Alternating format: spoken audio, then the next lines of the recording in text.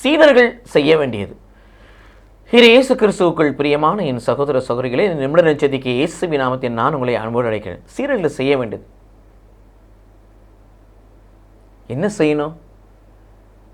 ஒன்று சொல்றாரு, தன்னையே மறுத்து சுயத்தை மறுத்து தங்களுக்கென்று கொடுக்கப்பட்ட சிலுவையை சுமந்து கொண்டு என்னை பின் செல்ல வேண்டும் என்று சொல்லுகிறார்.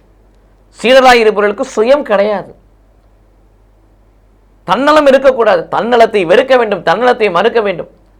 தன்னலை மறுத்து ஆண்டவருக்காய் வாழுகின்ற பொழுது துன்பங்கள், துயரங்கள், வேதனைகள், கலாபனைகள், நெருக்கடிகள் வரும். அதுதான் சிலுவை. அந்த சிலுவையை சுமந்து யார் பின்னாடி போனோம்? ஆண்டவர் பின்னாடியே போயிட்டு இருக்கணும். எப்பொழுது? தினமும். அவர்கள் சீடர்கள். இதை தான் சீடர்கள் செய்ய வேண்டும்.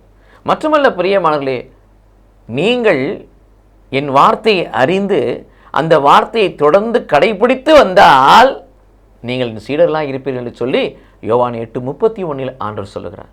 ஆக தன்னலம் மறுக்கக்கூடியவர்களும் சிலுவையை சுமந்த ஆண்டவர் பின்னே செல்லக்கூடியவர்களும் எல்லாவற்றுக்குமாக உலக பற்று அற்றவர்களும் ஆண்டுடைய வார்த்தையை தொடர்ந்து கடைபிடித்து ஆண்டுடைய வார்த்தைப்படி வாழ்பவர்கள் தான், பரிசுத்தாயின் வல்லமையால் நிரப்பப்பட்டவர்கள் தான், சாட்சியாக எழும்பி பிரகாசிக்கிறவர்கள் தான் சீடர்கள்.